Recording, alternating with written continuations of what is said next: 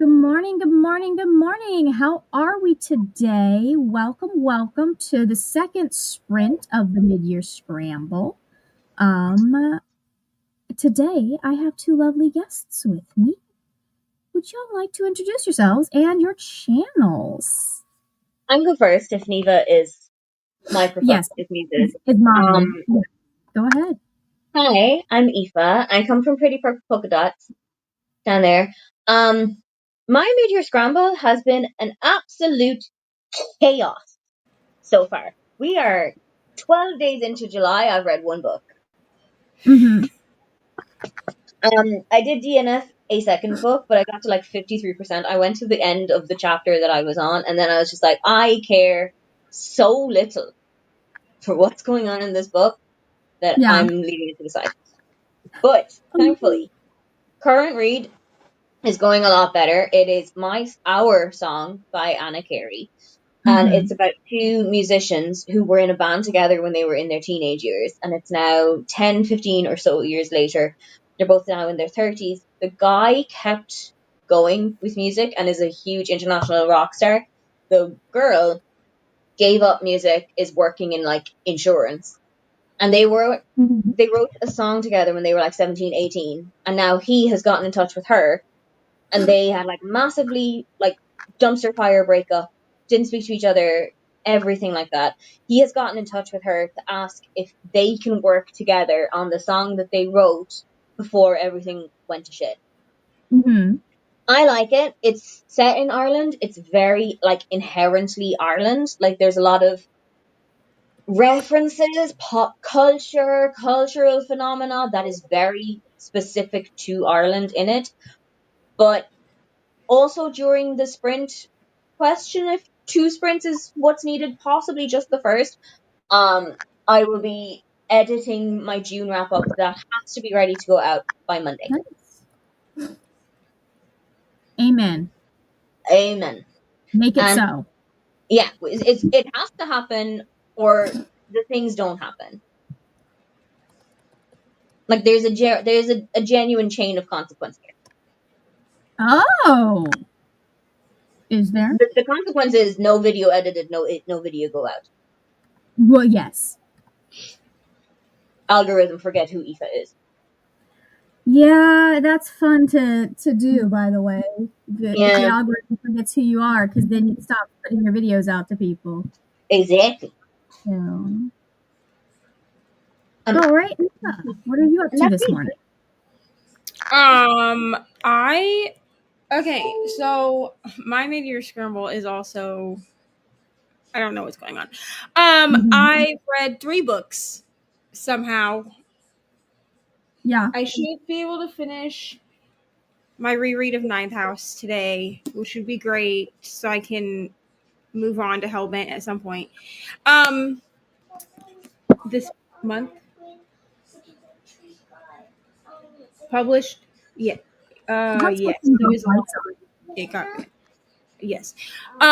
So hopefully I'll finish this today, as I was saying. Mhm. And I'm also reading Till Summer Do Us Part by Megan Quinn, because your girl has, listen, the subsequent slump that happens to me after the Amazing Readathon Has hit. The has amazing readathon slump hits like almost no other. it is here, friends. It is here. And here's the thing, is like I had big plans for this Mm. month. I had big hold on, Ari. I had big plans for this month as far as, videos to be made, and they're just gonna have to get pushed to like next month or something, because I'm just here for the vibes at this point. I don't know what I'm doing, what I'm reading. I like put every book except Ninth House, Till Summer Do Us Part, and one other book, which is like for an actual project. On my story graph, I paused all of them. I have like 22 Mhm. books that are paused currently. It's fine. It's really fine. Now, some of them are from like the beginning of the year Yeah. that like It's I such a long time to paused. pause. Yeah, like that I paused and then like subsequently forgot about, because I looked through them and I was like, I forgot that I was even reading these books. And they're definitely books that I still want to read because they're books that I've been like, oh, I should find a way to make content around this so I can read it. Or maybe I mean, at this point, I'm just reading to read. Yeah. When you do eventually go back to those books that have been on pause since, like, let's say December, January, Yeah. are you going to pick up from the point that you put it down? Or are you going to go like, I remember so little of this place that I have to go back to the beginning? So, looking through the list last night, some of them I'll be able to pick back up. Like, some of them, like, I looked at the cover and I was like, okay, I remember where I left off in this book. Mm-hmm. Yeah. Some of them I will have to restart. So I think it's just going to really depend on the book, because I think I have a video idea for the stuff in my story graph, and I think that's what we're going to do, because I will also allow myself to be like, I don't want to read this. So like Blood of Hercules, just spoiler, is one I made it like 50 something % through that when I buddy read it with Brittany and Vanessa. Mm-hmm. And I remember I paused it because I was like, well, maybe I'll come back to this. But then Vanessa said it didn't really get better as far as like the issues that I had with it. And so that one I'm probably just going to unload. Like, I'm just going to get rid of it. I forgot that I had even paused it. I actually thought I had marked it as a DNF. Fair. Yeah. But a lot of them I remember enough that I could probably just pick up and finish it. Yeah. If not, then starting over is not a big deal. None of them are more, except Blood of Hercules, none of them are more than like 20%. So I'm sure it was just the mood reader in me that was like, I don't want to read this right now. That's fair. I have a shelf on my Goodreads, and I've made it an exclusive shelf called Not For Now, which is like a level down from a DNF. So a DNF is like, I'm not coming back to it ever. And a Not For Now is like, I am not in the headspace for this. I don't have, like, I can't prioritize this book right now. I know it's a book that 6 months down the line, Aoife's going to really enjoy, but today, Aoife isn't vibing with the vibes. Relatable. Yeah. Well, and a couple of them are thrillers, and I have not been a huge thriller reader. Zero right now. Yeah, like, and here's the thing is, like, when I started BookTube in 2022, thrillers was one of the biggest genres that I read. But then I think I burnt myself out because I started doing NetGalley around that time, and so I just got all of these like independently published like indie pub thrillers, and that's like what I read in 2022. And then we did Rom-Comathon. Yeah. And that unlocked. I've been unlocked like a sleeper agent. I just went hello. And I've just never like. And here's the thing is, I found thrillers that I do like. Like, I liked the Geneva Rose thrillers that I've read, right? Like, I read one last year and then one this year, and I liked both of those. They were good. But I looked through it and I was like, why do I have 4 thrillers? Why do you have 4 thrillers on this list, Eva? Because I don't read. I mean, I will read them if somebody is like, this is really good. But I don't. But I don't. But like, I just don't gravitate towards thrillers, really, at this juncture of reading. I understand that. That makes sense. Sometimes something is meant for a time and not for all time, right? A reason, not a season. Yep. And it might just be that like you're out of your thriller era and you'll go back into your thriller era in 5 years. You never know. Fluctuant. Yeah. So. I'm just heavy in my romance era. It's fine. That's fair. I actually don't know what era I'm in right now. I think I'm in my fuck knows it's a book era. I'm heavy in my what is a book era right now. I have not finished a single book. I feel that so samely. So far this month. I feel that so samely. I complained to the German last night that I haven't read like a lot of books, and he was like, well, how many have you read this year? And I was like, 51. And he was like, that's like 2 books a week in the entire year. And I was like, I know, but like last year I was so much further ahead. And he's like, it's not a competition. Yes, it is. Yes, it is. I'm in competition with me. Yes. I'm in competition It's I so have to be funny. better than 2024 Eva, who had to be better than 2023 Eva, who had to be better than... Yeah, I just had this conversation with my friend who doesn't. I don't think he reads really, but Mm. he is interested in what I'm reading. So he'll be like, "Well, what are you reading or whatever?" Right? And I was like, I'm so behind on like how much I usually read in a year. And he was like, "What do you mean?" I said, "I set my goal to 52 this year. I did that on purpose, right? Because in my head, I was like, if I only have 52, I'll slow down. I'm at, I think, 54 or 56 for the year." Yeah. And he's like, "That's more books than I read, like, ever." He's like, "You're halfway through the year, dude. Like, it's okay." And I was like, "It's literally not." Because last year I was at like 75 at this point. By end of June 2024 was 66. Yeah. Hello. Hi. We have a couple people joining real quick, because I'm like, we can't forget there are other people here. And then we'll get back into what we're reading. Hello, Sunny. Hello, Magda. Switching between a few books today. What books are you switching between? Yeah, also, that's a vibe. I'm switching between this and an audiobook. That's such a vibe. Sometimes the audiobook is pissing me off. Sometimes the ebook is pissing me off. I love it. Okay. Currently, I am not doing well reading wise this month, but I'm currently working on The Hobbit, and then I would like to get some of Tusk Love read today because I've started it and it's like I've gotten through the first chapter. I enjoyed the first chapter. And then it was a nah. So Fair. I might also get some Buffalo Hunter done. Fair. If I have space for an audiobook, if it's not like 100 billion degrees and I decide to do some of the blanket, I might go back to the audiobook of One Golden Summer by Carly Fortune, which is really good. Yeah. So far. I think it's my favorite Carly Fortune book so far. ? But I also know that I have a lot to do, like, where I need to be visual. Yeah, I understand that. It's so cute that some of you are like, hey, it's too hot to do the blanket. Meanwhile, I'm here in the middle of summer I know, but like you live in Florida. Yeah. We have got temperature extremes in Europe. Like we have very cold and very hot, whereas you just have... Yeah. Margaret, for that? You grew up in Florida. You've lived in Florida your whole life, right?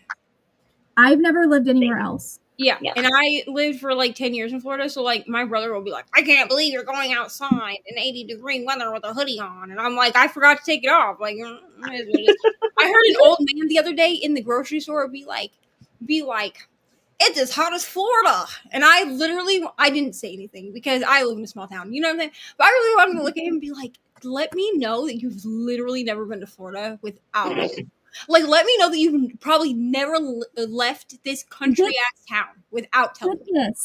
Get this. My brother, who was born and raised here, moved to Indiana for school and now lives in Baltimore. And he will be down here and he'll think 70 degrees is hot. Oh, bless him. He's so different now. See, I would also struggle. That's like in I think the high 20s for those of you that I would also struggle. Hold on, let me do a check.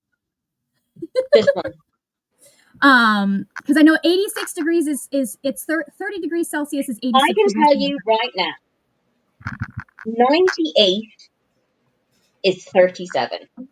Because 98 is you guys' basal body temperature, and for us, that's 37. 37. Because I've been like obviously I'm watching all the people talk about the European. Did you say 70? It's what? Did you say 70 degrees? 70 21. degrees. 21. Oh, I was right. I mean, as a person from Iowa, I used to laugh at people when I lived in Florida that were like, 60 degrees is cold.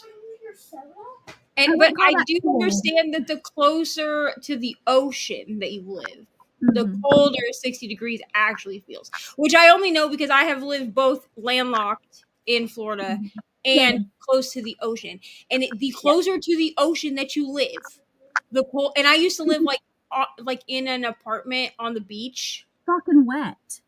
And so when it's a wet cold, it feels much colder than 60 degrees. It does. I don't feel 60 degrees is super cold. I don't know. 60 degrees is chilly here. It's humidity that makes it worse.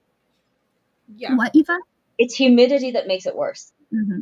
If you are walking through a day that feels like you are walking through a vat of soup, that is a more unpleasant day than if you have the same temperatures but a breeze. Mm-hmm. Yeah. Well, that, and it's also like, for example, temperatures that I would be in a hoodie and sweatpants here when I went over, because it was in the low 60s when I went over for to Utah a couple of years ago to visit with Brianna and Cal. I was in tank tops and shorts and stuff that would have had me in a hoodie. I will say I found the opposite of what Neva found, because the ocean mitigates temperatures somewhat. So like it releases heat when it gets cold and it cools things down when it gets hot.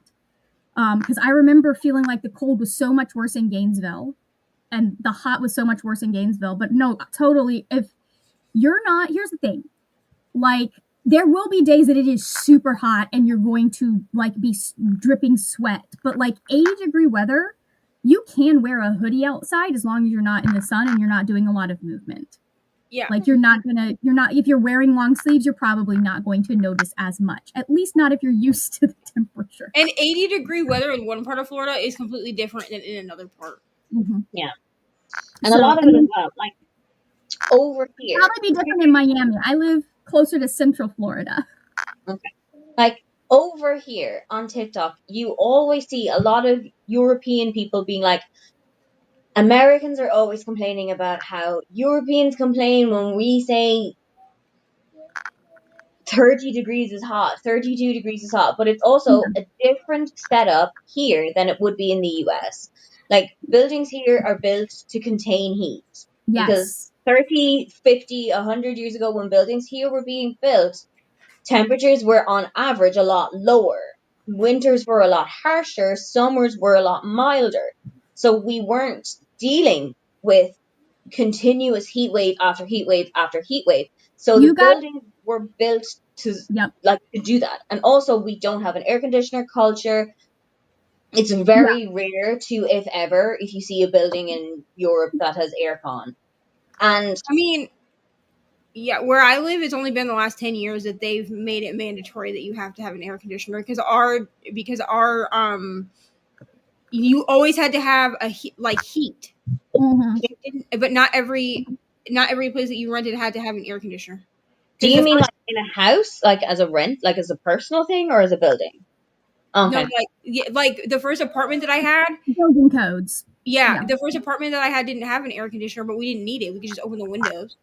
Here's the thing. This is why, like, I mean, I don't get into these arguments with people because I understand why some people are frustrated when Europeans complain. But number one, if you tell me it's 86 degrees out, I'm going to say that is hot. As someone who regularly lives in 90 to 100 degree heats, that feels like 90 to 100 degree heats I don't think it usually gets above 98 where I live. But as someone who regularly lives in really hot, humid weather, I'm going to tell you 86 is hot because I know that, especially I think England is pretty humid as well, right?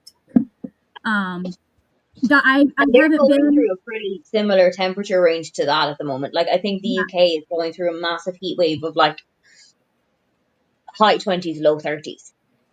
I wouldn't even want it because I remember when I went to Ireland, it was so wet. I would not want to be in Ireland right now if you guys are going through a heat wave.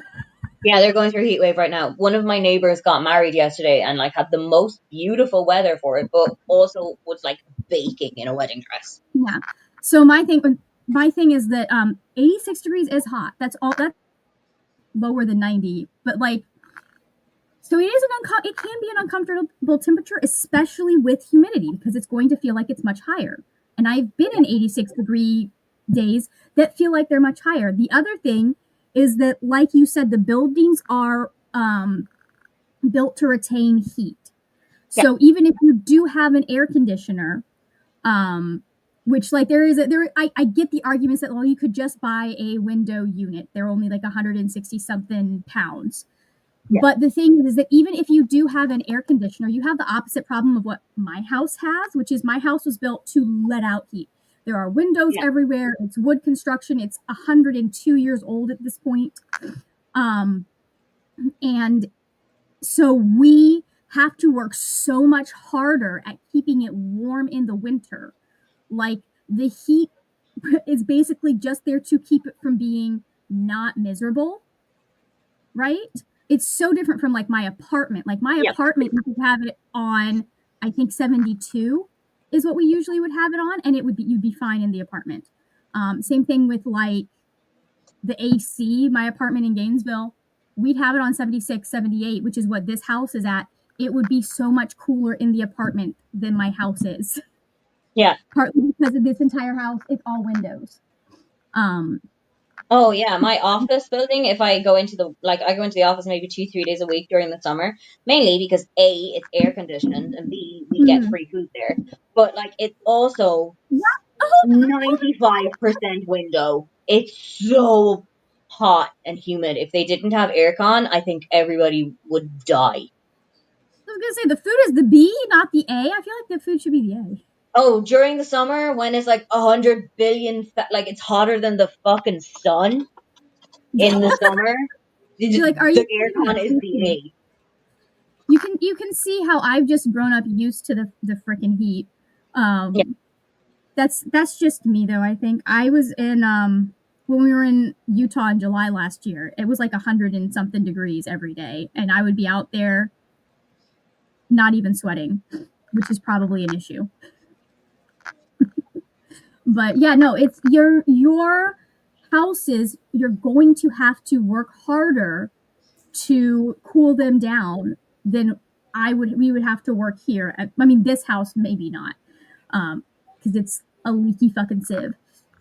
But like most of the places that we have, you're going to have to work harder than a place that is built to let the heat out and not keep it in. Because you guys, your main concern up until now has been the cold and not freezing to fucking death.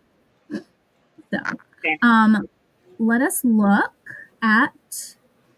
Sunny says, have finished 16 books so far this year. We're twinning, Sunny. I'm a little bit ahead of you, but not by much. Magda's reading Cloud, Atlas, Ascension, On a Sunbeam, and perhaps something else. That's a good range of choices. Don't know what to do just because I spent all day looking at my PC for work and writing. I feel that. Fair. I could finish my puzzle and see if maybe my audiobook brain is back. I mean, I totally support if you want to take this first sprint to just like chill, vibe, like do something that helps reset and rest your brain, go for it. Yeah.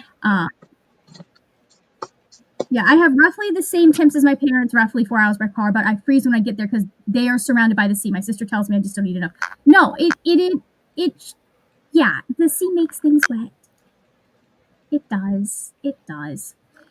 Okay, so we're going to go into our first sprint. Before we do, I want to start doing something that I started doing this a while ago and then I forgot. Before we do, real quick, do you guys have anything that you want to plug on your channel in case anyone has to head out during the sprint? I don't need to go, but I would just like to say this. He's like, I know. Excuse me, teacher. Were you a teacher's pet? Sorry? Were you the teacher's pet in school? Hello. She said, Queen Madge.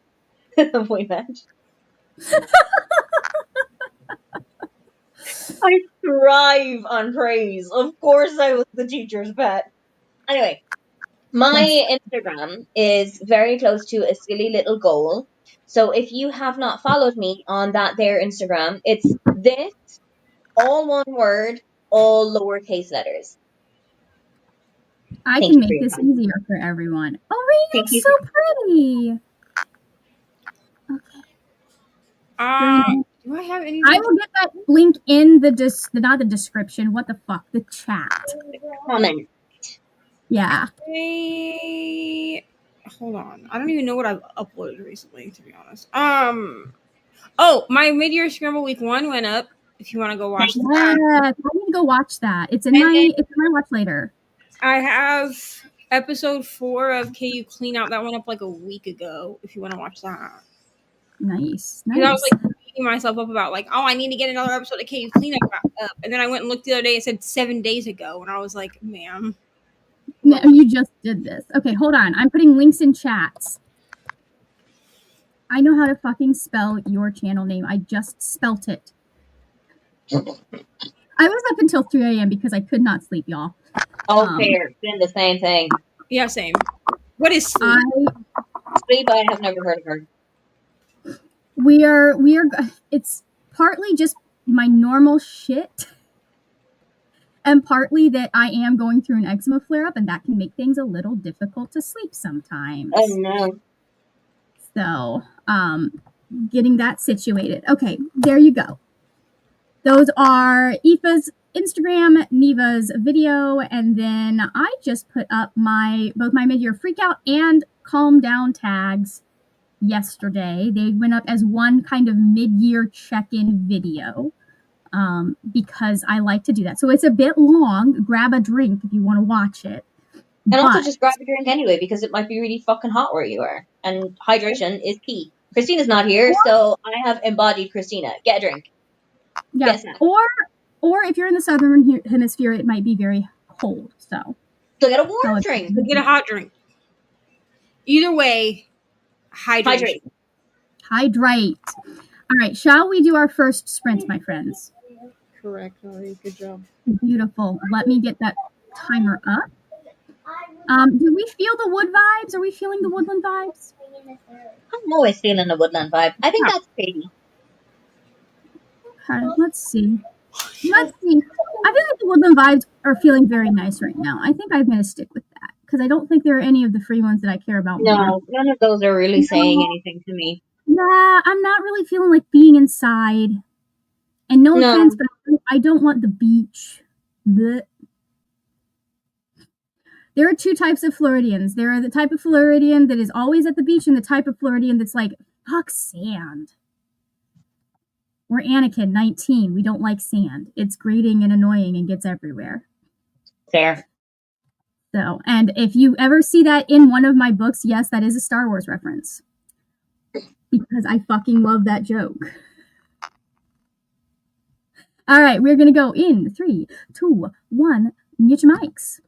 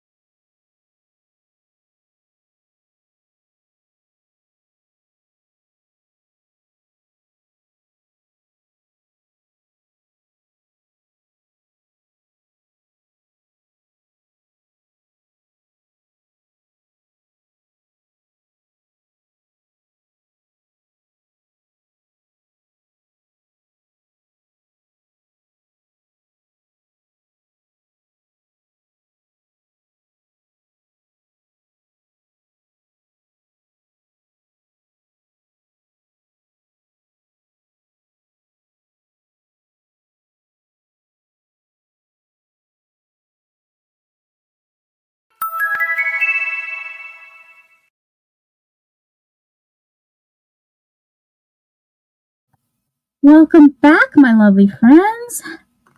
That was just a general getting situated sprint from moi.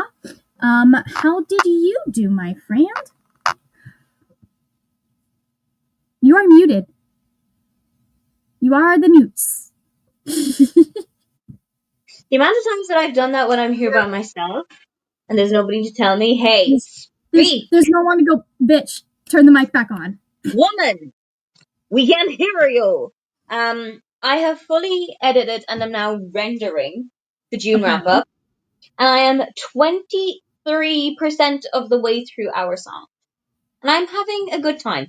I'm also on the side playing Stardew Valley and wondering what happened to my pan to go ore panning, because I can't find it in any box that I have across the entire valley. So I am starting to wonder if I have misplaced it, which is possible. That makes sense. It's possible that you did so. It is very possible. But yeah, that has been how Sprint 1 went for Aoife. For Sprint 2, I think I'm going to go get something to drink. But I can't decide if I want to do a caffeination or a non-caffeination. Or if I want to do like a fun or a really get hydrating. Yeah. That makes sense. Because it's late for you, right? It is 25 to 6. Okay. Not quite as late as I thought it was. You didn't do the math. What happened? If it was a work day, it would be past the caffeine cutoff. It's past 5 o'clock. Yeah. Like, my caffeine cutoff is 4, because if I drink caffeine anything after 4 o'clock, there is absolutely no hope of me getting sleep. Like, the night before a wedding that I had to go to this year, I had an entire 2-liter bottle of Coke and then spent the entire night looking up at the ceiling until I think about 4 in the morning, when I just gave up and went to the couch and read a book until somehow sleep took me. I feel that, man. Yeah. Yep. Hold on. I am posting on Instagram because I forgot to do that. Yep. I'm just posting to my story to let people know we're sprinting. I have a post that I need to make for Instagram. A couple of weeks ago, I did a thing of like, what book reminds you of me? Like, what book is it that you hear that book and you're like, oh yeah, Aoife. And people have actually responded to that, but I haven't done anything with the results of that, which I wanted to do. I wanted to do like a carousel of like, so these are things that people think of me, and that's fun. But I haven't done anything with it yet. That's funny. Okay, there we go. I have posted post. It is a story because here's why. Because I don't know which book I want to start with. So I posted a story asking you guys which book I should start with. I'm going to let you guys make that decision for me. I love not having to make decisions for me. I hate making decisions. It's my least favorite thing in the whole wide world. However, for you, I'm so sorry. But anyways, I'm currently trying to decide between these 3 books. So Tusk Love, The Hobbit, Buffalo Hunter. This one is a physical book, so I would have to not do anything else. But you know, what? It's a physical book. So Tusk Love is a physical read because romance, and that's how I roll with romance. That's fair. And then I just cannot take sex scenes seriously when they're being read aloud. I'm sorry. That's okay. That's fair. Like, I can't read thrillers as an audiobook because I forget things that are happening if I'm reading it as an audio. I hear that. I feel like somehow I'm not as in on the story. Yeah. Doesn't really make sense. Doesn't really add up. But that's how my tiny brain processes it. By the way, are you still doing whatever challenge it was that you needed to find like a horror or something that was Aoife safe? Oh no, that was last year. Okay, never mind then. I was gonna say, because if you did, I need to get further in the book, but Buffalo Hunter Hunter might fit that vibe. I just have to see if Stephen Graham Jones does as much body horror as he has done in previous books. Okay. But it's like, because it's like a historical, thriller adjacent historical horror, right? Okay. So I could do that. you could. I just have to see, does he do eye things? Oh, I don't want an eye. I'm Yeah, hearing myself twice. So, Am I echoing or are you echoing? I am not hearing you twice. Okay. So on this end, you're good. Great. Yeah, his second book, this is why I didn't recommend My Heart is a Chainsaw when you were looking. His second book, I know for a fact that there are eye things in that one. That's fair. Because there's a killer that is going around taking people's, killing people with a crowbar. That's fun. It's really fun.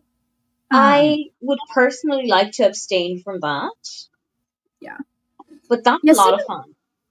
Stephen Graham Jones is so good, but he can also be kind of hard to recommend because horror. Mm-hmm.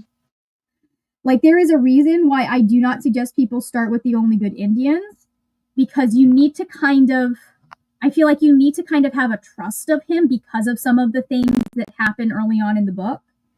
Okay.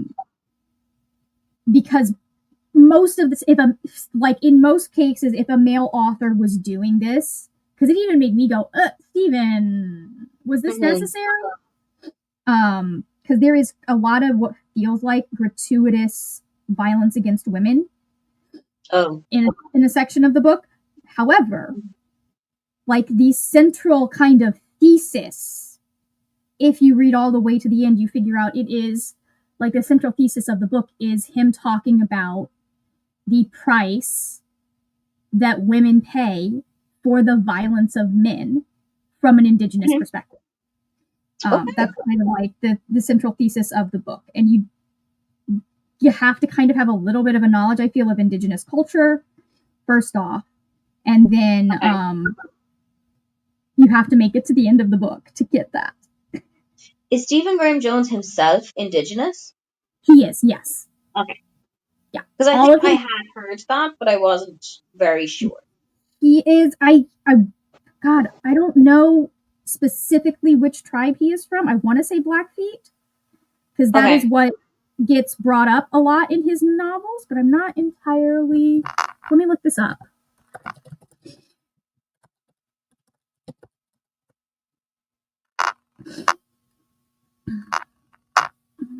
Yes, he is Blackfeet. Okay. He has, I'm not kidding, he has one of the most soothing voices. Oh, does he narrate his own audiobook? He narrates in some of his own audiobooks, and like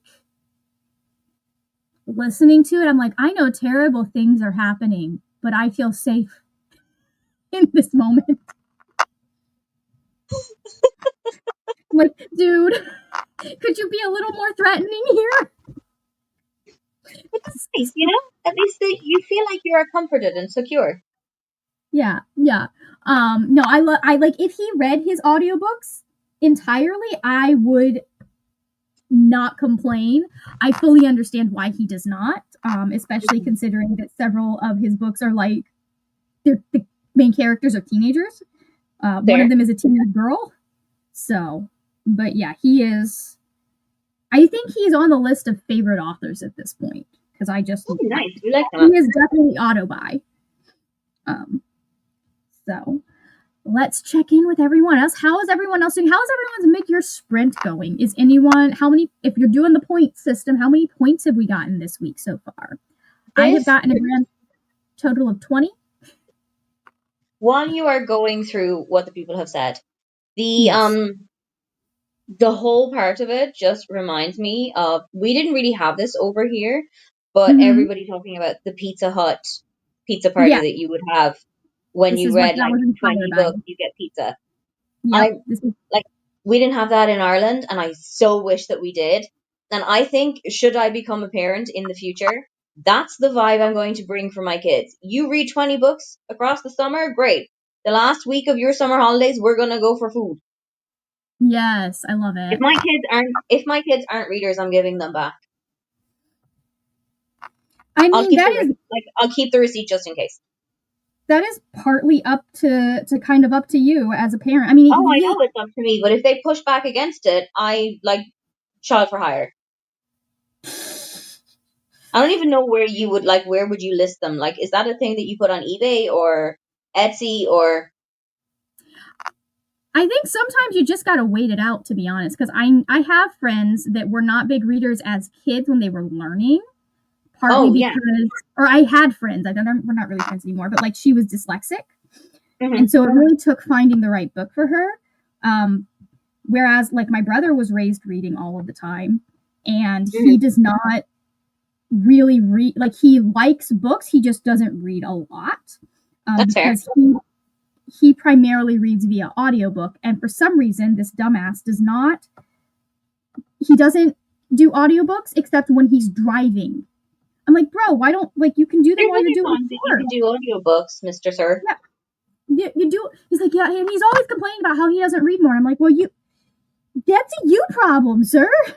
You're not really giving it the time, are you? You've got to make, you can there's places where you could make time for it, but you want to listen to a podcast. And I am saying that with all of the love in my heart, because I also do not read as much because I will listen to a podcast. I do the same thing. Like, there's some days that I vibe more with a podcast than I do with a book. Like, I'm just in a podcast mood. Also, it's also like one of those things when I am in a mood that I want to be listening to something, but it's like, because like I feel like music and audiobooks, if I'm in the mood that I want to listen to something, but I can't quite put my finger on what I want to listen to, it's really hard to focus on those two things for me. Yep. Like it'll be harder to get past that executive function bit to like pull it up and like go. But like I can put a podcast on, and it's just like there's no issue with that typically. It's very weird. It is very weird. Oh, I forgot that oh well, it's fine. We're gonna do this way anyways. That makes more sense. I changed up how I was doing the stitches on this cross stitch, which is fine. But yeah, it's I do all one way across, and I forgot that because this one is so, like, when it's a large swatch like this, I actually go across, but when it's a smaller swatch, I will go up and down. And so I switched from going across to up and down, which means that the back is going to it's going to be boxes instead of everything being the same direction. Okay. I'm weird. I like to make the back of my stitching look as neat as possible. No, that's fair. Which I feel a bullshit standard, but like I am who I am. That's fair. I think that's fair. Yeah. Let's see. Anyways, so you're enjoying your book. I have not read a book. Hi, Emily. Welcome. I'm reading Gleam by Raven Kennedy. Magda read 26 pages and did some studying. Good for you. Nice. We finished a puzzle and did a little tidying. My night routine will start in half an hour, so yeah. Thinking of maybe writing a little more today. Wrote 337 words today. Very nice. Nice. Ooh. I'm only like 30 pages in. Yeah, 30 pages in. So we've just gotten started. And I will say, the main character of this novel, the guy whose journal we find, it's very interesting. Like, his last two books have been from the point of view of a white person who is in contact. Like I was a teenage slasher. The main character is a white guy, and his best friend is indigenous. In this case, this is an indigenous vampire novel. And we have this woman that found her great grandfathers or great grandfathers journal in a church wall, and it's like a journal from right before he disappeared. And he is a Lutheran pastor who came into contact with this indigenous vampire, and he's super racist. Like, I'm sitting here like, this makes me want to hit something. And if this were not an indigenous author writing this, I would have hucked the book across the room. Fair. 30 then. Because like there's so much like manifest destiny and shit in it, but I know he's making a point. Yeah, perhaps it will be like a commentary rather than. Yeah. Well, it will be. Because it's Stephen Graham Jones. Currently nearing the ending of Wild Love. Very nice. Last week I got 10 points, but this week I'm already at 35. Fantastic. Ooh, damn. Yeah, I'm gonna do some things today and tomorrow to get that point total up, just because your girl wants to get as many points as possible. Because I don't know if you heard this, but I'm giving myself $1 for every point I get this month. Oh, that's a good idea. Yeah. So that's $1 going in the jar. Not joining with the points, just want to try and get a little reading done. That is perfectly. Fair. That's perfectly great. That's perfectly fine. There we go. That's the word. Like, however you want to do your mid-year scramble. Let's see. I went for a walk down the canal to get a nice coffee, then sat down in the shade and read for a bit. That's nice. I feel like that kind of counts as a book date. And my mom always said that when I was a kid, she'd have a hard time not getting me to read. And that's funny. I am super proud to say I reached the 5% mark on my zero draft day. Very good. I started last week at the speed. I will be able to write a chapter per week and have started chapter 2 yesterday. Reading or writing? I know, right? That's the choice sometimes. So, all right. Shall we? Let me reset this so we have the full hour. I need those 4 seconds. I just do. Shall we go ahead and go into our next sprint? Let's do that. All right. Let's pop this back up. We are going in 3, 2, 1. Unmute your mics.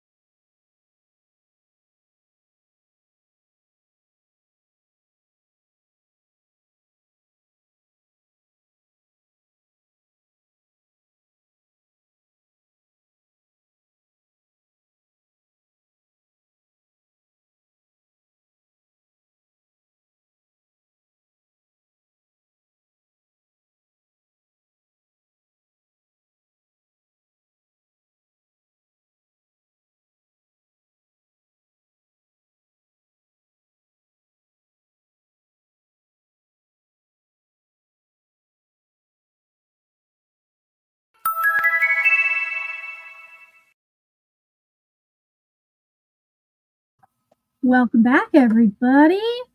How did we do? I read some. Actual I reading did, also- but it was audiobook reading, so I don't know how many pages that was. It's okay. I read, what did I say last time? 22-ish%. I read 7%. Very nice. But I also cleaned out my fridge. I ate some watermelon. I made a coffee. And I got loads of watermelon on down my front, so I had to change my top. Oh, no. Okay, there we go. I read. Laundry day's coming on Monday because it's going to actually not be raining and humid and shitty on Monday. So I can, like, put clothes out on my balcony, so it'll be fine. We love that for you. Yay for I read 13 pages. That sprint. Joy. Ow, that was my fucking elbow. Joy. Yeah, I read 13 pages. It is very interesting to me to see how because I haven't read this book, but I have watched the movies recently. I haven't read this book recently, but the movies I watched more recently. And some of it I was like, hey, this feels like we made this up for the movie. They did not.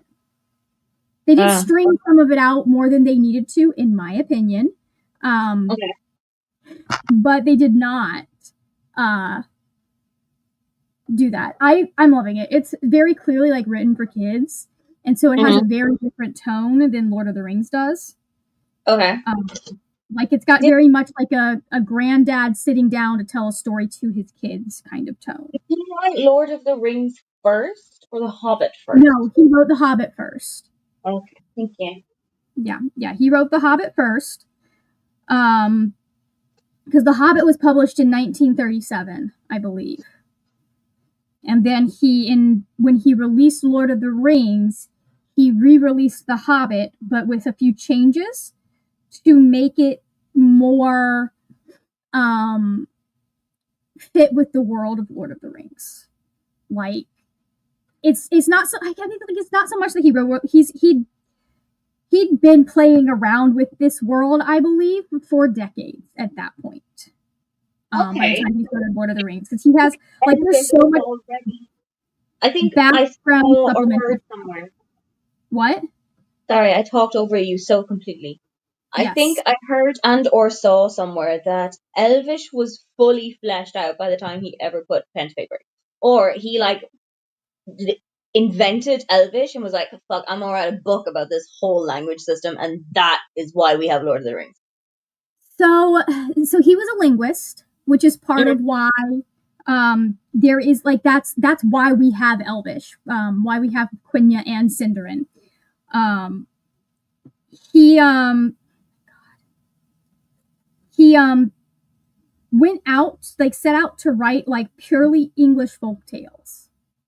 For that's what got him to start, right? Because his thing was like, well, everything that we have that is English, like Arthurian legend, all of that stuff, like Arthur is French, right? Like none of this actually comes from England. None of this is actually English. And so his thing was, I want to write purely English folk tales, which normally you'd be concerned about a man who was actually obsessed with the Anglo-Saxons, but like he was obsessed with the true Anglo-Saxons and not the version that we know in pop culture. So, and actually, no, it wasn't. It couldn't have been the Anglo-Saxons because the Anglo-Saxons were Norse, so it had to be someone who was there before. I can't remember exactly who it was, but yeah, like there's a whole book that is before the Anglo-Saxons could have been the Normans. Yeah, the Normans were French. Oh yes, that's true. Anglo-Saxons first. The Anglo-Saxons came first. There were people, and I believe some of them were Gaelic. Like that's because it's all part of that. But like there were people there before the Anglo-Saxons, but the Anglo-Saxons came first, and then the Normans were French. That's why have you read Ivanhoe? Ever? No. Okay, so Ivanhoe's whole thing is it's happening during the time period where the Norman conquest of England has happened, because basically the Normans came over. That's what the Bayeux Tapestry is about. The Normans came over, they conquered England, and they made the Anglo-Saxons a second-class citizen. So, like, which makes it very ironic that the British are the way the British are. But that's why you have so many weird things in English where you'll have, like, that's part of why cuss words are cuss words, because cuss words quite often have the Anglo-Saxon root versus the French root. Like cow, pig, chicken, those have Anglo-Saxon roots, where like beef, pork, poultry have French roots. So Yes, there's a thing about how like cow versus beef, yes, all of that, like pig versus bacon or ham or whatever it is. It's just different etymology. it exactly is. That is exactly what's going on. Yeah, I learned that in linguistics 101 and was like, oh, it's racism but language. Okay, cuss words are fine. I don't give a fuck anymore. So, but yeah, that's the Normans I think came over in, I don't remember exactly when, but it was like several, because most of my knowledge of Great Britain and their monarchies is around the 1500s with the Tudors, but it was multiple generations before the Tudors, like before even the War of the Roses, to be honest. So, I understand that it is weird for me as an American to know that much about fucking English history, but I had a hyperfixation as a child. That's fair. Because I found Henry's wives fascinating and all the shit that went down. I swear to God, some of the shit that went down with Henry Tudor, you would say it was terrible writing if it was in a novel. But, hello and welcome back, Neva. How did you do? Now that we've stopped with Margaret's history lesson. I did read some in the car because I read some of the Megan Quinn book. And it's fine. You read some of until somebody was the Megan Quinn book. Here's the thing.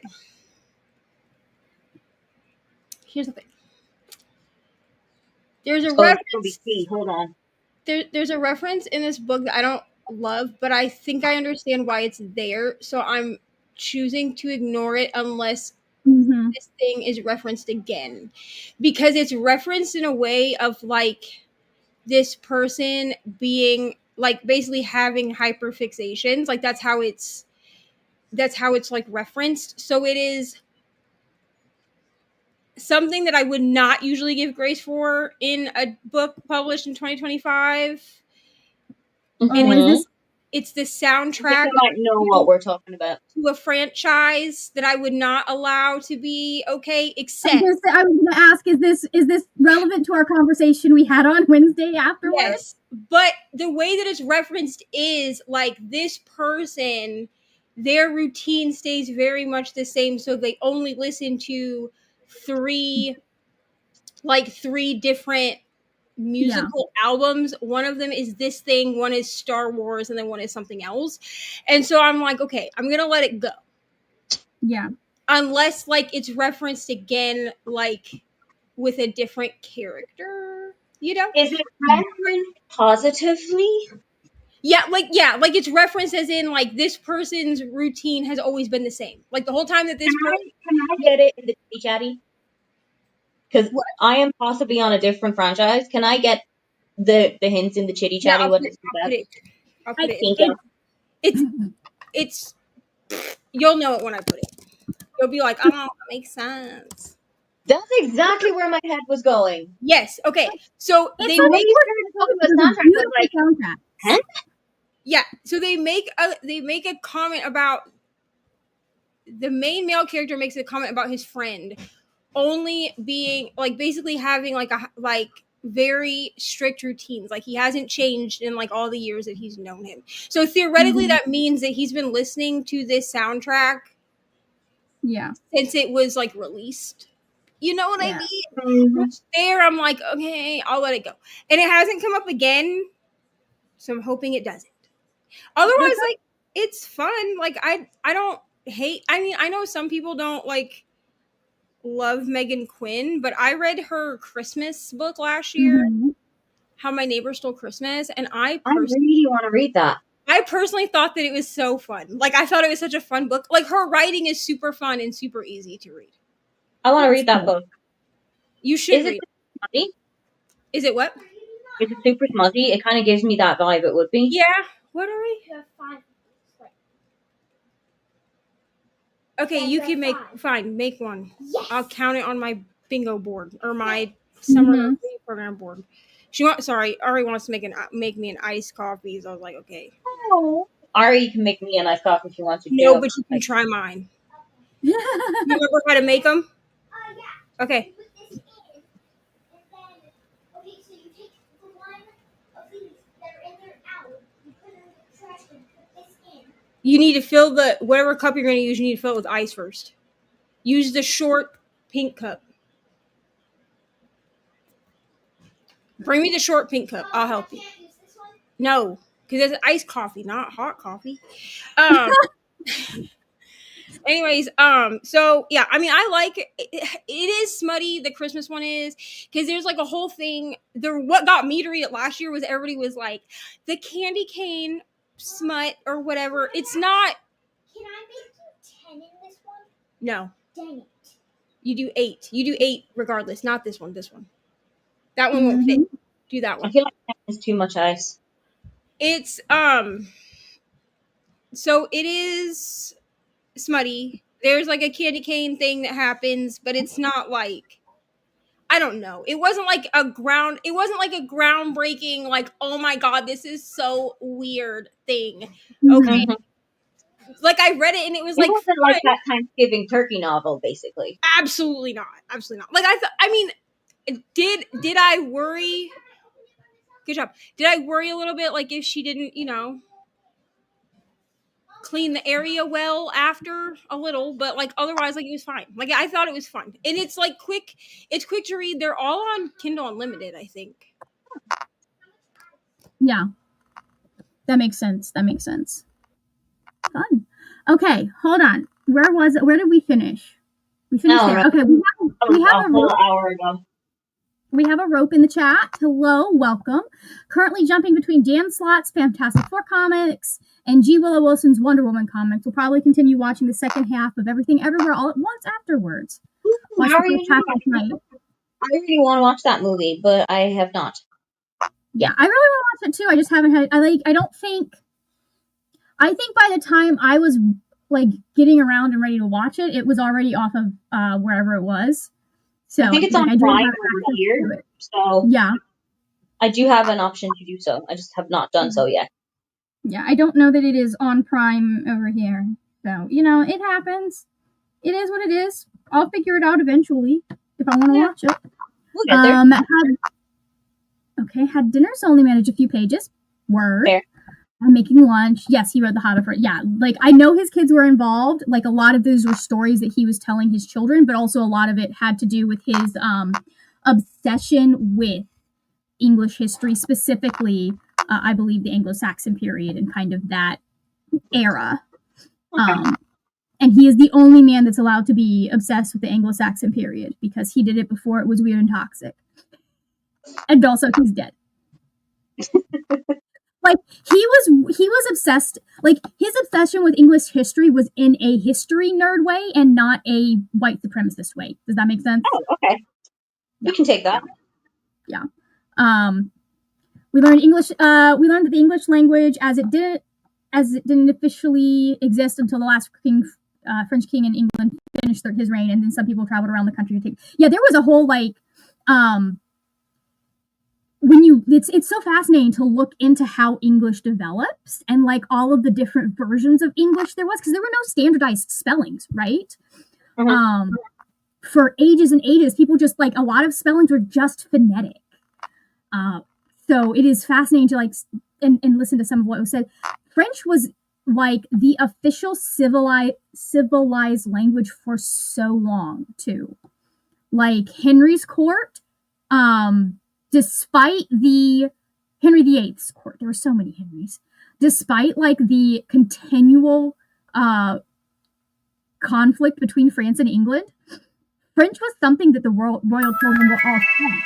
because it was still seen at that time as a more civilized language, right? Like, it is wild to sit down and learn all of that. Hold on. To take notes on how people talk, because in the city, obviously, they ended up talking French, or a version of it, at least. Also, a reason for many French. Yeah, there was a lot of French at the royal courts in England. Which, you think about it, that kind of kept happening. Hello, Christina. Trying to finish Ballad of Songbirds and Snakes today. How are you liking it? Thoughts and prayers. Here's a story about Aoife. For a very, very long time, I was like, no Ballad of Songbirds and Snakes. We don't do villager origin stories. We don't do villain origin stories in this house. We don't sympathize with the bad guys. Listen. And then Miss Suzanne said, oh, hey, guess what I did? Listen. And then I was like, oh, okay. So do I have to read Ballads of Songbirds and Snakes before I can read Sunrise on the Reaping? And the general consensus was, not necessarily, but for cohesiveness, yeah. So I was like, right, okay. Listen. So, as someone who Ballad of Snakes, when it came out, like, I literally was the second person on my library, like my Libby apps list. This was like one of the first books I read when I got back into it. In my opinion, she doesn't want you to sympathize with Snow. Okay, good, because I don't. You're not supposed to. Good, because I don't. You're literally not, like, it's not, she didn't write his origin story for you to care about him more. In my opinion, that's not how I interpreted what she wrote. She wrote it as an explanation for why the Hunger Games became what they were. Not for you to be like, oh, I feel so bad for this man. Because truthfully, I didn't feel an inch of pity about nothing. I was like, okay, this explains why he's like such an evil person, and like why he became such like an integral part of the games. But people that were like, oh, I didn't sympathize with him, so I hated this book. And I was like, but that's the point. You're not supposed to sympathize with him. It's not like a Maleficent story where like you are supposed to sympathize with her, which me personally, like when I watched the Maleficent like Disney movies, I did sympathize with her because she had a reason for becoming the way she did. In my opinion, Snow. But also, I think when you're redoing a woman's, usually with the exception of fucking Cruella, when you're redoing you're looking at a woman's villain origin story, so often women have been painted as villains in history when they are not. It kind of like there's so much precedent for being like, well, actually, no, this is the story that you got, but this is not what actually happened. Well, and in my opinion, I did like the Cruella movie, but I also felt bad for her as a child. Yeah. I did not feel a lot of sympathy for her as an adult, because in my opinion, she took what happened to her as a child and just ran with the victim mentality. I don't like a victim mentality. So that was my problem with watch what you just said. Yeah, it's on Disney. But as a child, I did feel badly for her because no child deserves what she got. Yeah. I just don't think Cruella was one that needed to be humanized. There really wasn't any nuance there, and the story that they came up with was very much like, oh, be so sad for her because she was abused as a child. That's so sad, which is sad, but it's like, but it didn't. There are better Disney villains for that story. Yeah, it didn't take away from what she did as an adult, in my opinion. Like, it didn't justify it or anything like that. And in my opinion, Suzanne Collins wasn't trying to justify Snow's actions. She was simply trying to explain how the games became what they became. So if you go into understanding that, I think that you will enjoy it, because there are other characters that you sympathize with or you feel things for or you connect with or whatever. Snow is not one of them. And I know that there's a Lucy. Yes. This is as much as I know about this book. Lucy, it's Snow's origin story, and there's a Lucy. Because Snow. I also don't want to know anymore. Snow is a capital raised I guess, brat for all intents and purposes, but he's a capital raised child. He's a child who then went like who lost, like, his family name lost its power, and so he tried to find power again by participating with the Hunger Games. That's the premise of this book. I don't think that the purpose is for you to feel bad for him, because a lot of people that I know that did not like this book were like, well, I didn't sympathize with him, and I'm like, you're not, like, if You're not supposed to. There. So the psychology behind why someone is the way they are. Okay. yeah, A long story made very short is that I now have a copy of Ballad of Songbirds and Snakes, because I was given a 1 minute run around the bookshop as my birthday present, and knew exactly what it was that I wanted to get, and that was the 3 books of the Hunger Games, because I couldn't find them at my parents' house. So I'm pretty sure I have donated them somehow, somewhere, maybe to like my mom's school library or something. yeah. But wanted to read them again, so I said, okay, I'll just get them. And then I would like to get Sunrise on the Reaping, but I don't want the big bulky hardback version. I'm going to wait until it comes out in paperback, which will probably be like sometime 26. Mm-hmm. Yeah, go into it with the kind of like the central thesis of that novel is it's talking about radicalization and how those are weaponized and how culture can be weaponized, from what I understand. That's what made me interested in like reading it finally, was when people were like, no, the entire point is talking about the radicalization that is used and how oppressive governments manipulate and weaponize cultural talking points. Exactly. Exactly. I feel like when Suzanne Collins wants you to sympathize with somebody, she makes sure that they're written in a way that is that you sympathize with them. To sympathize with them. And Snow, in my opinion, and not at all written in a way. I mean, the only way you're going to sympathize with Snow is if you have the same personality as he does. Mm-hmm. Because I'm doing a vlog where I'm going to reread. I actually started these next week. Now that I think about it. Oh, maybe that will get me out of my lump. That would be great. But I'm going to read them all in chronological order. I haven't actually read Sunrise yet. Okay, not publication chronological. Yeah. So because I've read them at this point, except for Sunrise, I've read them all published version. You're going to have people watch you crying on the internet again. No. Just so that we're aware of that, right? I need to figure out how to shoot B-roll. Here's the thing. I could not shoot any B-roll of me actually reading Sunrise. The problem is I know myself well enough to know that I think either way, it's not going to matter. Either way, I'm going to be crying on the internet, because even if I can calm myself down long enough to do an update, I'll start crying like I did when I read that Magnolia Parks book for Kelsey's. Yeah. Because I had waited almost a whole day to come back and update on that Magnolia Parks book, and I still came back and started crying on the internet. It's fine. It's fine. People are used to it by now. Hello, we have a Michaela who is finishing With a Vengeance by Riley Sager today. Let's see. Christina is hoping to also start Sunrise on the Reaping today as well. Nice. Christina, are you entirely okay? So do we need to do a wellness check at your house? I will say that book almost made my 16-year-old brother cry at school, because we share a Libro FM account, and I pre-ordered it through Libro FM, and he's like, "Can I listen to this?" And I was like, "Yes, but do not." I was like, "If you give me a spoiler, I swear I will smack you. Like I will."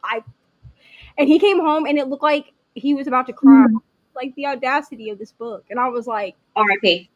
There's somebody on that internet that read The Hunger Games for the first ever time and had started Mockingjay and was like, "This book's gonna be fine. Like, what could happen? What is the worst that could happen?" Do they not realize? Cut. Hard cut. Second hard cut. And I'm like, I'm truly surprised by how many people on BookTube have never read the Hunger Games books. I don't know why I'm surprised by this, but I just am. It's not even a Hunger Games thing, though. It's not even a Hunger Games thing. It's a story. Do they not realize that you raise the stakes in every book when you're dealing, like, unless you're doing like a cozy mystery or a romance or something in fantasy, sci-fi, thriller. If it's a series, stakes have to rise in every book. I also just feel like if an entire fandom is telling you that this book is going to make you cry, maybe you should just listen. Maybe listen to them. You just I like mean, advice. That just be like, oh, maybe if like collectively everyone cries when they read this. I did not, but that's just me because I'm weird. I mean, Also, You see my mid-year scramble to be honest, video. I don't think the first time that I read The Hunger Games, I cried either. I I also was don't think I did. pissed. I don't I was super pissed, but I did not cry. think I didn't cry. I don't think I actually cried until after I watched the movies. But here's I was on drugs, so I had no feelings. Also, the comment section of her video was the first time I had ever seen the phrase "the Prim Reaper," and it's beautiful. Oh my god, that's hilarious. It's beautiful poetry. That is how that man is known in my life forever since. All right, Paco, you are just in time for the final sprint. I may be a wee bit crazy, but I have a time frame issue this month. Okay, I mean, you know what? What That's- you want to do to your emotional state is between you and God. So, I'm all hoping right, it'll pull me out of my slump. It'll either pull me out or put me in deeper. I'm not really sure which one. that's what she said. It, All right, let's go ahead and do our final sprint. And then we'll come back. We'll probably chat for far too long, and then we will be done. So, am I going to have everyone at the end of the sprint when we come back? Yep. Okay. All right. So, 3, 2, 1, mute your mics.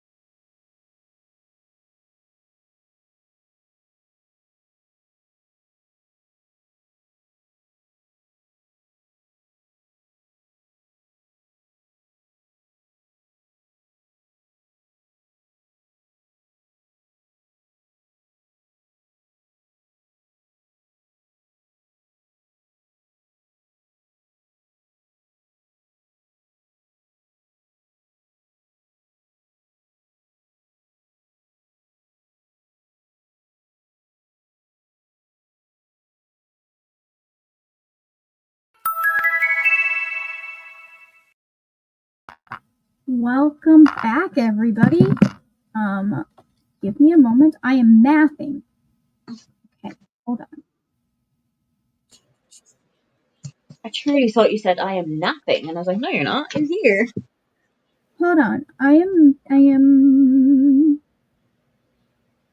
Okay, perfect.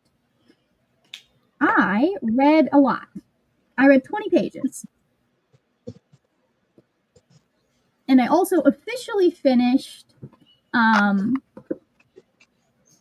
like, technically I have finished all of the bits that are satin stitch on my little thing. Nice.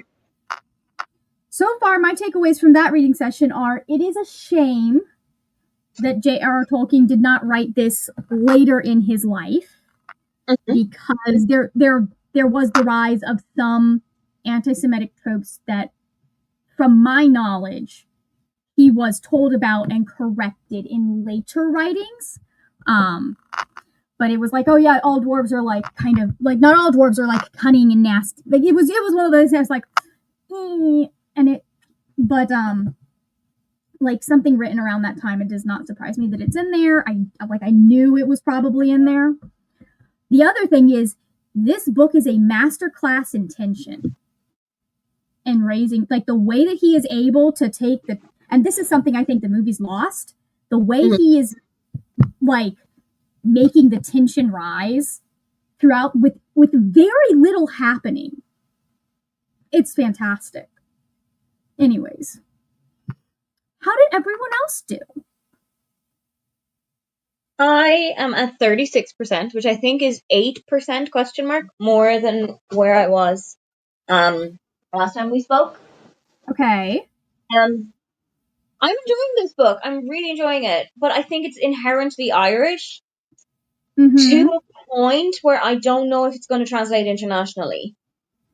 Oh, that's I'm having a great time, but there's a lot of pop culture references. There's a lot of like cultural things that are very specific to Ireland that I feel like if somebody from outside of Ireland was reading it, you'd have to explain quite a lot of it to them for it to make sense.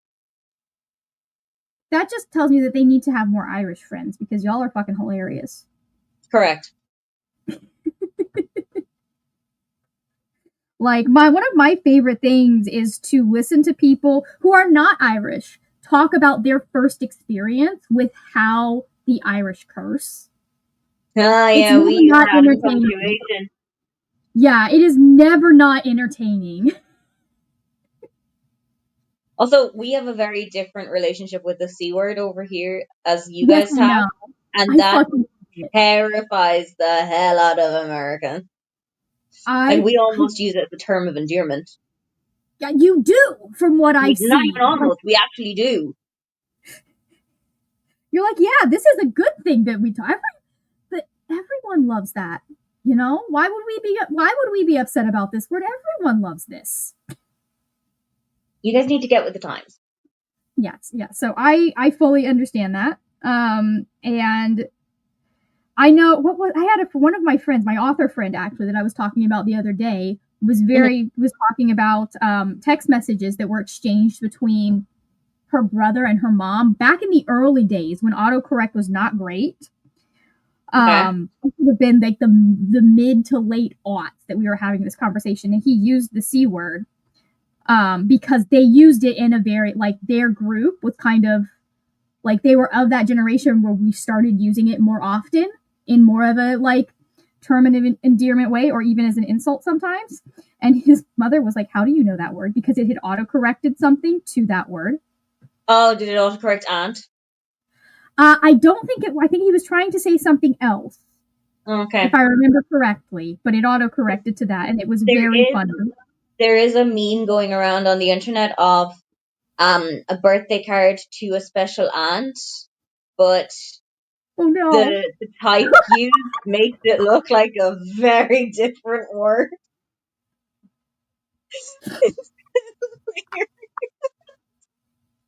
Very nice. That's hilarious. How did you do, Neva? Neva's on mute. That happened to me too, so don't feel sad about it. It's just how it is. Listen, if it doesn't happen at least once, is it even sprints? I'm just saying. Is it a live show? Yeah. Yeah, I made it. I listened to 28 pages. Okay, unfortunately, children Very are nice. here, so like, whatever. My goal is to finish this by the end of the day, and I have Patreon sprints at 7 my time. What is Yeah. that?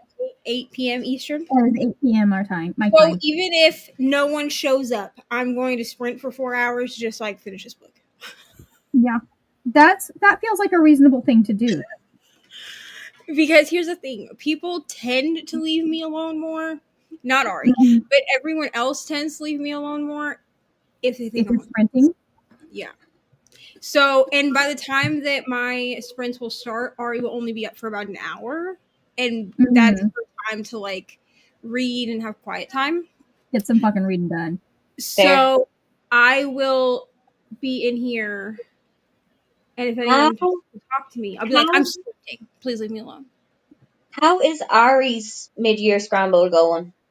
Oh yeah, Oh, that's right. She's doing that.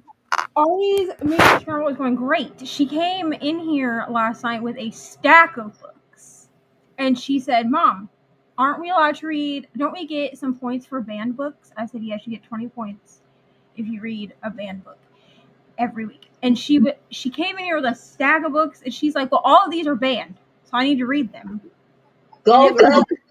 The Giving Tree, and then every Junie B. Jones book that she owns. God, it's wild to me that Junie Stunning. B. Jones is banned. But it is. No idea. I'm not surprised, but like it's wild. So when I looked it up just to, because I just double checked, I was pretty sure I had seen it like in a picture of banned books, like Yeah. at like a Barnes and Noble, like where they were just purposely displaying banned books and then giving a reason for why these books were, Mhm. why they were banned. Junie B. Jones was banned because, or has been banned in the past, because she doesn't listen and she talks out of turn. So she acts like a kindergarten. So, in other words, she's a Which, child.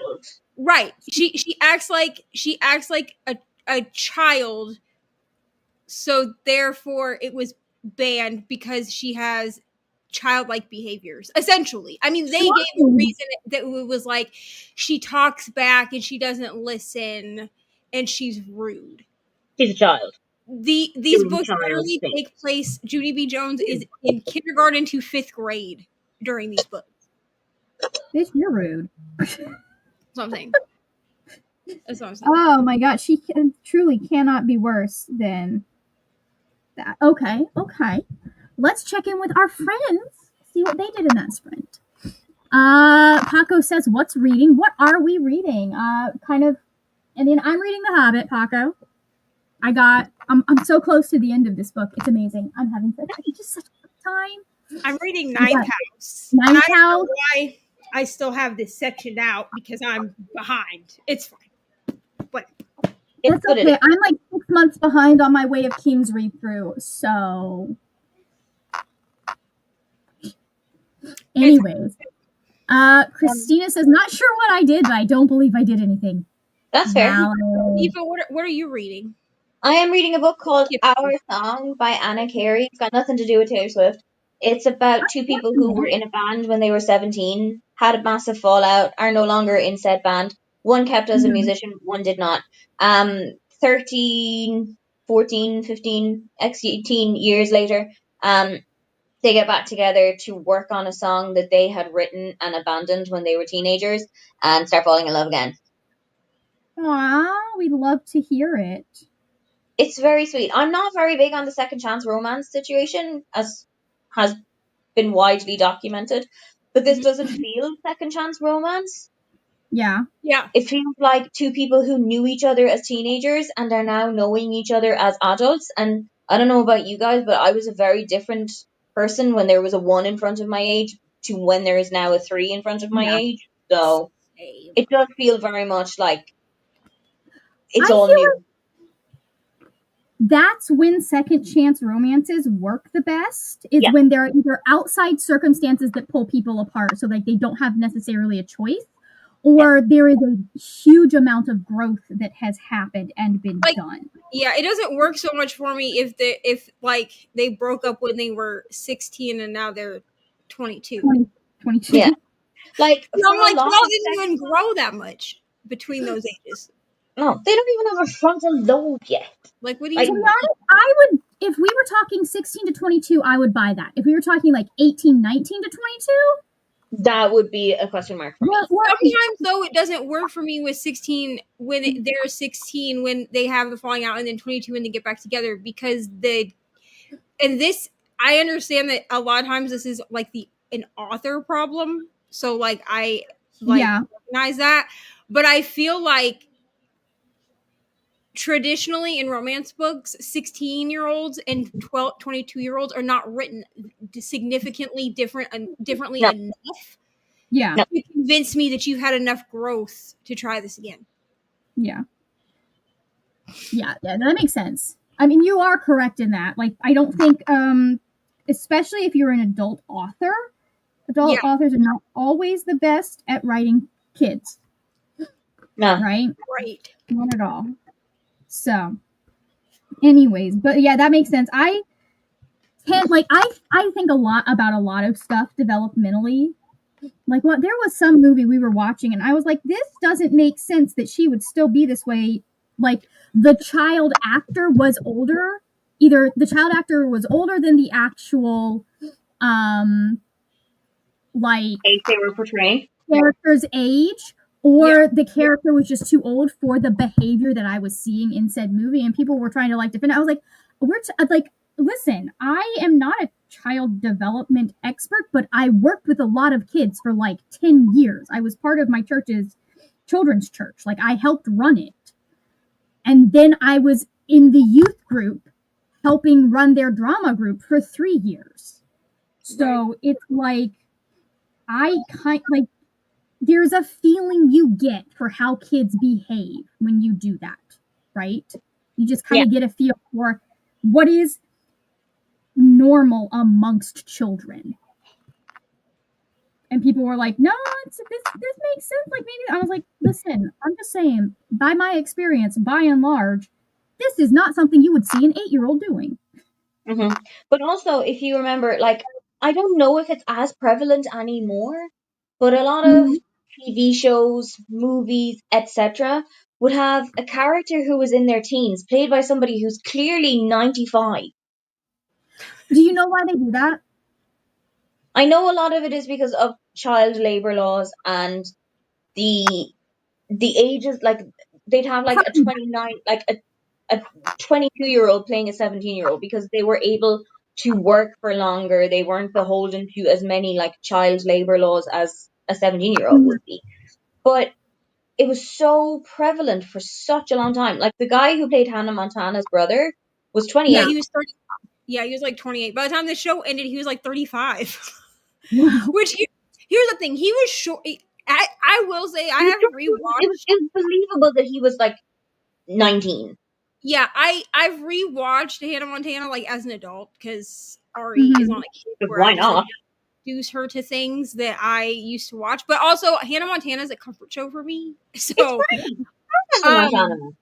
and I can see why they cast him because Jason Earls, whatever the hell his name is, he's short enough. I'm not trying to be funny. Like, I'm not making fun of his size. But he is like a short king. You know what I'm saying? Yeah. Now, by the end of the show, I feel that, like, they should have gotten him a wig or something. Because, like, you can tell, like, his hairline is receding by the end. But, like, for the most part, it didn't bother me a lot. Him in particular, but I do know what you're talking about because like there are, and here's the thing, I get casting somebody that's like 22 as like 18. a high schooler, right? As like 17 or 18 years old. Like I get that. I think where it starts to bother me is like you're trying to make me believe that a 35-year-old is 16. Yeah, that's where you lose me. Which, like, listen, I'm 33 and I get mistaken all the time for being like 10 years younger than I actually am. But also, like, in certain lighting. You know, I have bags under my eyes. Like, you could tell that I'm 33. Like, you know what I'm saying? So, like, Yeah. I believe it sometimes. The other time, I'm like, there ain't no way you looked at me and thought I was younger than I am, bro. I'm the other way around. In certain lighting, I don't have bags under my eyes. And everything else. So the reason that they tend to cast people in their older teens to play younger teens is like perfectly illustrated with two characters. Walter Scobell, or Walker Scobell as Percy Jackson, and then whatever the fuck his name that played, I used to know his name. Oh my god, I'm so sorry, kiddo. You don't deserve that. Whoever played Henry in Once Upon a Time. Because Oh yeah, I know older teens I know what you're talking about. yeah, it's partly laws, obviously, but it is also because for continuity purposes, older teens age a lot and adults age a lot slower than kids do. Like, no one could have predicted that Walker Scobell was going to gain like a foot of height in the 8 months that it took them to film. Yeah.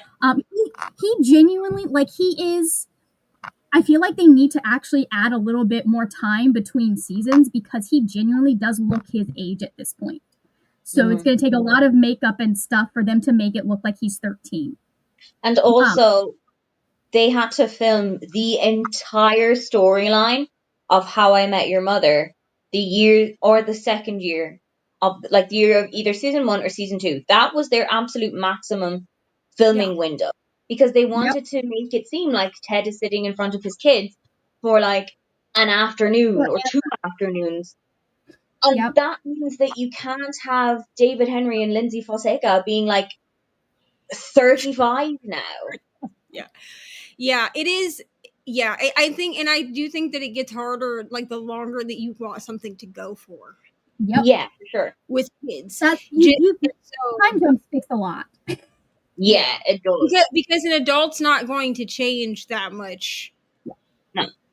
You know? But yeah, because, like, I mean, a massive number on you. Ari just brought this up the other day, and she's like, "Mom, you're so short," because I am. It's fine. And I was like, "Yes, I'm aware. I haven't grown since I was 16, dude. Like, I stopped growing at 16 years old. So, like, this, like, 5'3.5" is as tall as I'm gonna get. Like, I might get shorter. You got more than I did. You got slightly less than I did. You got a half an inch shorter than I did. Like, I'm happy with my height at this point, just because, like, it is what it is. It like fell in. Okay, I am like the shortest of all of my siblings. Every single one. I'm the oldest and also the shortest. It is what it is. But I got like the in between of both parents, because my dad is 6'2" and my mom was 5 foot. So I'm just like, you know what? That makes sense for you. Yeah. So I was like, you know, it's fine. People are very confused about how short I am because no one in my family is short, or at least no one in my immediate family. Like my mom, my brother, my dad, my uncles, everyone is tall. It was a mixture of the allergies doing a number on my diet, my medications, and then my grandma's genes. Yeah. She had to be who I got it from. I mean, I've had conversations with, like, you know, online friends. Apparently I give like tall girl energy. Oh, you do. You give seriously tall person energy. But alas, I am not a tall girl. Because, like, the first time when Rachel met me a couple years ago, she said something to me about it. She was like, I expected you to be taller. And I was like, oh no, girl. I'm short. No, this is where I am. This is where you meet me. But I've had people say I give off tall girl energy. And I'm like, I mean, I'm 5'3", but my attitude is 6'2", so it's what it is. Oh, funny. All right. Sunny says also, because it's one small book, made into 3 movies. So yeah, the movies lacked a lot. Yeah, the movies, I do think there was too much. If they wanted to cover everything and develop it properly, there was too much for 1 movie, but not enough for 3. Right? Okay. Still on chapter 25, maybe a little further into it though. Almost 26. Very good. This movie is as creatively weird and bonkers as everyone says, but I'm surprised by how much I understand everything. I love it. I mean, it has Michelle Yeoh. Is that the one? Hold on. Is that the one that has Michelle Yeoh, or am I thinking of someone completely different? Yes, it is Michelle Yeoh. Michelle Yeoh is in Everything Everywhere All at Once. Yeah, I'm constantly afraid that I'll be thinking of one actor and then it's like completely a different one. No, it is her. You're right. Yeah. And I don't mind if I mix up like your random Wonder Bread white boy, but I never want to be that person that thinks all people of one are the same, because I do not. So I read another chapter of Wonder Woman and watched another 38 minutes of Everything Everywhere All at Once. Goodnight Moon was on the book because it's considered too sentimental. Yeah. Fuck. Oh, Like, they banned for the dumbest reasons. Oh, also, Ninth House is banned. It was banned in Florida. Of course it is. I mean, I'm not, it was. to be honest, I do think that maybe that one shouldn't be in, well, because they do libraries and school libraries. Like, I would understand being I mean- upset if Ninth House was in your school library. I get that. I suppose. But- I don't necessarily think. Okay, maybe this is just coming from someone who is always above their reading level, and so if I know. so if they if they truly cut down the books that were in our school library, Mhm. like, I wouldn't be able to check anything out. Yeah. I mean, I would, but like, I'd be just like rereading the Babysitter's Club. You know what I'm saying? So this one, I could understand having it. I think that it could work in a school library. I also think, though, that not anything lower than a high school library. Yeah. I feel like that could work. I'm thinking some of the stuff, I'm thinking of a different book. And right? Right. Well, I think also that, like, they ban books, which my state bans books too. Okay. All of the states ban books. And my state has turned red in the last 10 years. So that's great. Mhm. However, I do think that there should be some distinction as to where first of all, I think banning books is dumb. I think that's dumb. But I also think that it's really dumb when they ban books from school libraries, because they ban it, at least here, through the whole district. It's not just saying, like, we don't think Ninth House should be in the elementary school library. Okay, the Ninth House isn't in my elementary school library. It's not going to be. I guarantee. No fifth grader is reading this. And here, where I live, fifth grade is the end of elementary school. After that, you go into junior high, and then eighth grade, from 6th to 8th grade, and then 9 to 12 is high school. So I don't know. I understand why there are books that are not, like, that you wouldn't have. Like, I wouldn't have, like, I don't know, A Court of Thorns and Roses in a high school library. Yeah. Okay. I know it's Henry. It was his name that I couldn't come up with, the actor's name, Paco, which is Jared Gilmore, because it was bugging me. Just like they don't cast actors for stuff. The Gilmore Girls, like, his name was Gilmore, and his mom, when he was born, was really into Gilmore Girls. But it was the Dean seasons, so she was like, okay, what's his real name? Jared. Cool, we got it. That's funny. Right. That's part of why they will lean towards older actors when you're talking about teens, especially if you're, like, doing high school, because, like, think about how many years Glee took to get through 4 years of high school. Yeah. I did enjoy the movie. Either lower length movie or 2 movies is fair, but 3, I see the movies as their own. Yeah, they are completely their own thing. Like, and here's the thing: Loader could have been longer, because there's so much in those books, and they could have. But I mean, they're beautiful adaptations. I think they're perfect, but that's probably mostly nostalgia talking. But also, there was enough in there that they could have taken more time. They just didn't, because they didn't want to fuck up the pacing.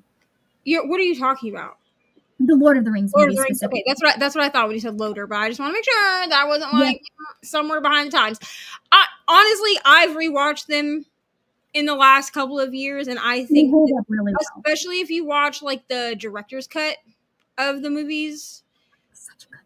I think that even if you just watch, like, the regular cut of the movie, right? Like the one that everybody has seen, I think that it's good. I think they're good. They are very well done adaptations. Which is what makes The Hobbit being so, like, clogged up so frustrating because they knew how to make the pacing and make it work with Lord of the Rings. I And agree. then they just completely ignored that for The Hobbit because they wanted a trilogy. And I'm just like, yeah, okay. Yeah. The first Hobbit movie to this day is one of the only movies of like a franchise that I was super invested in, that I remember being there going, I'm having a good time, but this is getting too long. Movie theater. I want to leave now. Goodbye. So, In other countries, they call movie theaters the cinema.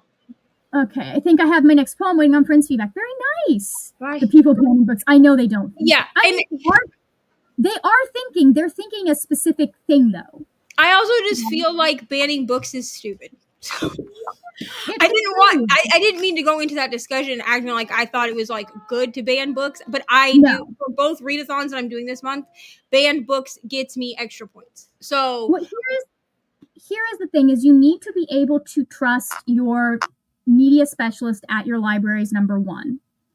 And then if you personally, as a parent, don't want your kid checking out certain books, that's when you go to your media specialist and have a conversation with them, right? And yeah, well, and that's the thing is I don't know about any other school districts because I can't speak for them. But the three school districts that Ari has been in, including the one she's in right now, which by the way, I live in a hick town. Okay, I'm just gonna be honest. I love my town, but it's country. Okay, it's real hicky over here. So they send a thing like they have now. Our school district here, we do it through through their like their online portal thing that you sign your kids up for, but they have actual paperwork that you fill out asking if there is any section of the library you do not want your child to be able to check books out from, any specific titles. Like they give you that option, just like they give you the option for your kid to be posted on the school social media, just like they give you the option for your kid to use the internet. Like they give you the option for that. I'm not saying all schools do that, but I feel like if your school doesn't do that, just go talk to whoever your librarian or your media specialist is, Well, and be like, hey, I don't think that this is appropriate for my child to be reading for whatever reason, because you would prefer that they read it only with you to sit with them to read it, which that's valid. Or I mean, it's valid for you to just be like, I just don't want them to read it. You're their parent, do what you do. But I think that it is absolutely ridiculous to ban books so that other children cannot read them. No, that's parenting someone else's children. Like Rachel's talked about the fact in some of her book banning videos that like her son, there are certain topics she doesn't want him reading, not because she doesn't think he should, like there's anything wrong with him, but because she knows how he reacts to them. So she's told his school media specialist, hey, heads up, like these are subjects that trigger him, that he's not comfortable with and like make him scared. And so that's something you can do as a parent, and that is how it should work, right? And how you should do it. I've specifically told I have to butt in because I have to leave 3 minutes ago. Okay. We're wrapping up. Time hanging out. Get out then. Have a good night. I'm going to wrap up the rest of this. Yeah, it was Peter Jackson with all of them. And I do think that there was a lot more corporate involvement with The Hobbit than there was with Lord of the Rings, because Lord of the Rings he had to fight to get made. And then The Hobbit, they were banking on the popularity of Lord of the Rings. So that makes sense to me. But all right. Is there anything that you want to plug before we head out, Neva? If I can get it edited tonight, then my mid-year calm down tag will go up tonight. Otherwise, it will be up like tomorrow morning. It's probably gonna be tomorrow morning, I'll be honest. But it's gonna go up one of those times. So it'll be up by 7 a.m. tomorrow for sure. Yeah. I find things do better if I post them in the morning versus if I post them in the evening, right? I noticed this too. So a lot of times I just if it's in the morning. If I can't post it by like 6:30, I don't post it. Yeah. So I'm gonna edit it because it won't take very long to edit. I was really long-winded in this because she talks a lot, but it's fine. And then on Monday, my I have a vlog going up for Sunrise on the Readathon. And then Mhm. Tuesday will be mid-year scramble week 2. Nice. But next week, mid-year scramble and Sunrise on the Readathon are being combined into one vlog because the amount of overlap is crazy. That makes a total sense. I just posted my mid-year check-in, which includes me going over my reading goals for the year. It includes the mid-year freakout tag, and it includes the mid-year calm down tag. Got all of those, knocked all of those out in one video because I felt like that was the smartest way to do it versus trying to do multiple videos in the middle of July. And then at some point this week, I'm going to sit down and do like a live book bracket, I think, with all of the books I've read this year. I just have to see if the numbers work for a book bracket. So I got to figure that out. Anyways, so I figure that's just like an easy way to like talk about everything that I have read this year and do it quickly. That doesn't take me like 75 years to edit, because otherwise it would. I do have more like mid-year stuff coming out, but my mid-year content is just gonna have to go out throughout July. I figure if I waited till after July 2nd, I could just post it throughout the whole month. Yeah, that makes sense. So anyways, thank you all for joining us. We will be back on my channel next week at 3 p.m. Eastern Time with some new friends. And I will talk to you later when we will talk about more wordy nerdy things.